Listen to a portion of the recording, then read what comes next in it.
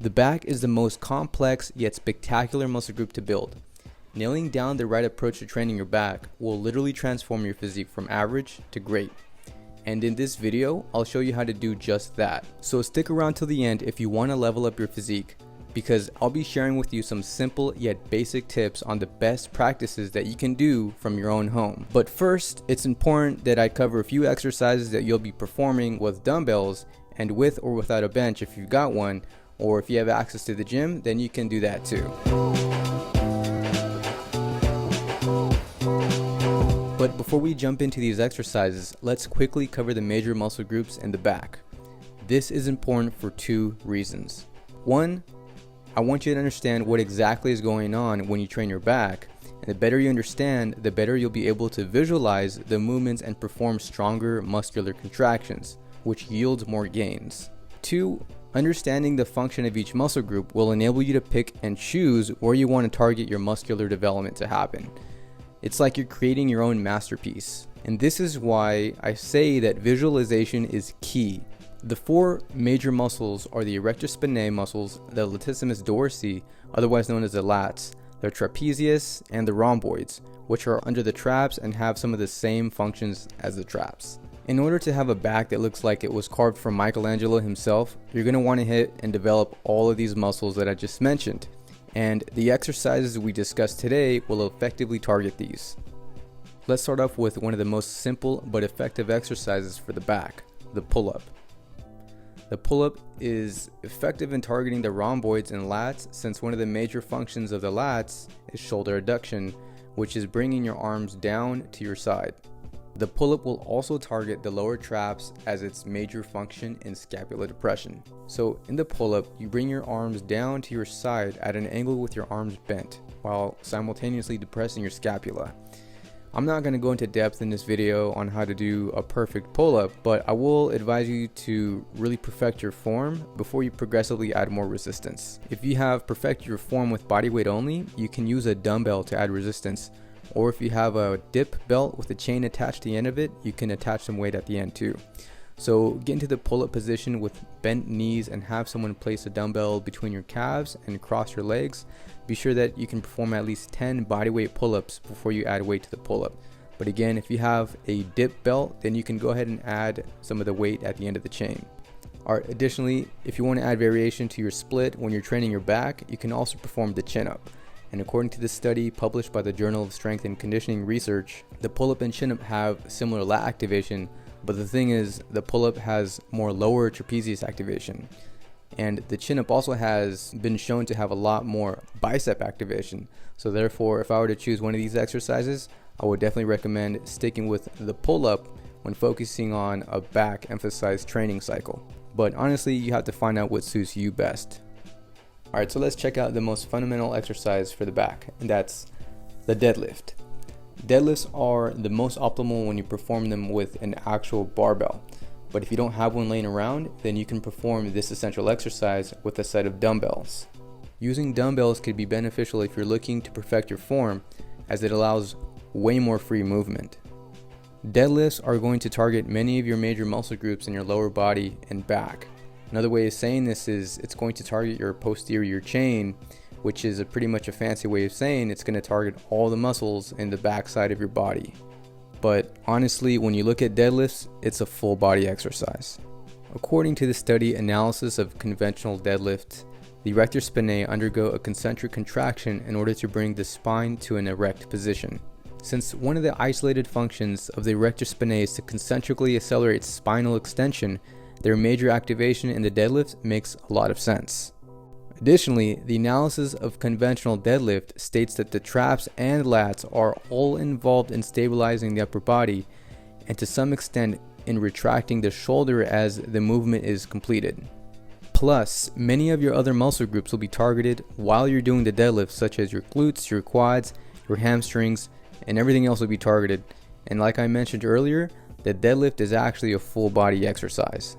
To perform the dumbbell deadlift, start with your feet about shoulder width apart and then pick up the dumbbells and bring them to your side with your palms facing each other. Bend at the waist, pushing your hips back, and simultaneously bring the dumbbells forward so that your palms are facing your legs. Bend your knees and lower the dumbbells to the ground. Align your neck with your back so that your spine is in neutral position. Keep your arms straight throughout the movement. Also, if you remember in my back video, I mentioned the importance of actually pushing the earth away from your feet and pulling up with your torso during the barbell lift. So the same concept in that video applies here too. An important cue that I like to remember when I do the conventional barbell deadlift is to bend the bar around me as if I'm trying to make a U, and that's going to actually allow me to really retract my scapula. The great thing about dumbbells is that I can bring the dumbbells back to my side at the top of the movement, and this also allows me to retract my scapula. A few things to avoid during this exercise are allowing the dumbbells to get too far from your body, so instead you're going to want to keep the dumbbells close to your shins and legs throughout the whole movement. And performing this exercise without contracting your back and limiting the range of motion. So instead what you're going to want to do is make sure you go through all the cues that I just mentioned and retract your scapula and fully extend at the top. So several studies have shown the effectiveness of rows for back muscle activation, and I want to go ahead and share a few variations of rows performed with dumbbells. So let's go ahead and start with the bent over row, which according to this study comparing different rowing exercises, quoted, the standing bent over row elicited large muscle activation symmetrically from the upper to lower back. It induced larger spine loads. Although the study was conducted with a barbell bent over row, the benefits of the bent over row can also be applied with the dumbbell row. To perform this exercise, start with your feet shoulder width apart and the dumbbells at your side. Bend over at the waist until your torso is slightly above parallel to the ground, and let the dumbbells kind of just hang to your sides, but you want to keep the tension in your lats. Then pull the dumbbells toward your belly button or your core and face your palms toward each other. Drive your elbows back to your hips and retract your shoulder blades and really contract your lats. Slowly and controlled, lower the dumbbells to the starting position, but keep that tension in your back. But if you're looking to add variation to your rows and only have dumbbells accessible, you can do the bent over rows with a wide grip. The setup and performance will be the same as the previous exercise with only a slight difference in your hand positioning. So remember, with the bent over rows that we just described before, we had our palms facing each other. But now we're going to have our palms facing towards our hips. And then after that, you're going to want to bring your elbows back toward your hips at an angle. For these exercises, you're going to want to avoid this. Standing too upright, as it will limit your range of motion. Instead, stand with your torso close to being parallel to the ground. Flaring your elbows out to the side. Instead, bring your elbows back and tucked in. Single arm dumbbell row. For this exercise, you're going to want to set up the bench and perform it with a single arm. Performing the row with a single arm is beneficial because it's going to allow you to focus on the contraction on one side of your back at a time, and it's going to help you ensure that you put equal amount of effort into each side, preventing muscular imbalances. Start with your hand and knee on the bench. Be sure that the foot on the ground isn't too close to the hand on the bench. With the foot extended back, lift the dumbbell.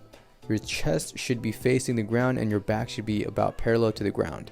Keep your neck in a neutral position as always and bend your elbow and bring it back towards your hip while simultaneously raising the dumbbell. Slightly open up your chest, contracting your lats and retracting your scapula. Pause at the top for a brief moment and return to the starting position in a controlled manner. For this exercise, you're going to want to avoid these three things. 1. Bringing the dumbbell too upright. 2. Swinging the dumbbell. And 3. Opening up your chest too much.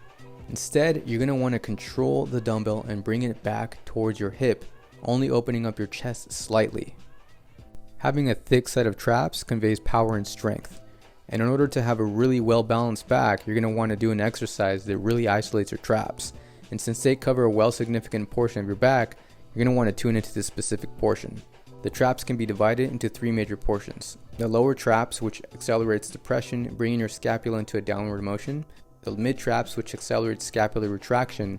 And the upper trap, which its function is cervical extension, lateral flexation, rotation, and scapular elevation. Although this study published in 2005 showed that the upper, middle, and lower traps were all activated during the bent over row, I like to include an isolation movement to really focus my mind-muscle connection with my traps. And according to this study published in 2008, shrugs produce a high level of trap muscle activation in comparison to several other exercises. Shrugs really allow for me to optimize my contraction since it includes the major function of the upper trap, which is scapular elevation. Simply put, you can perform the dumbbell shrugs seated or standing. For For the seated version of shrugs, you're going to want to sit down on the edge of your bench or chair. Hold the dumbbells at your side with your palms facing each other. Shrug your shoulders up and elevate your scapula and contract your traps as hard as you can. Squeeze them really tight, and of course hold them at the top for a second. And notice that my elbows are bent slightly. You're not going to want to hang your arms completely down, just have them slacked out. And return to the starting position in a slow and controlled manner. Alright, so for the standing version of shrugs, stand with your feet shoulder width apart and apply all of the same cues that I just mentioned for seated shrugs with these ones here. And it's of utmost importance that you really remember to keep control of the weight throughout the whole movement and really focus on that contraction. So now you know the how to do, so here's a what to do. So follow this simple back routine at least 1 or 2 times a week, depending on the current muscular emphasis your training block has. If it's a training block that emphasizes back development, do it 2 times a week and progressively overload by adding more sets. So this split will be geared a lot more towards hypertrophy, which means more sets and reps, since you won't be able to add a ton of more weight with an actual barbell. 3 sets of pull-ups, 1 rep in reserve, which means you're going to stop 1 rep before you fail. Dumbbell deadlifts, 4 sets of 10 reps. Dumbbell bent over rows, 4 sets of 8. Wide grip bent over rows, 2 sets of 8. And shrugs, 4 sets of 10 reps. So that's it. Mission accomplished. Smash that like button and hit that subscribe. Share this with someone who's going to be benefiting from an aesthetic back. And also comment which exercise you're the most excited to apply, and I'll catch you later.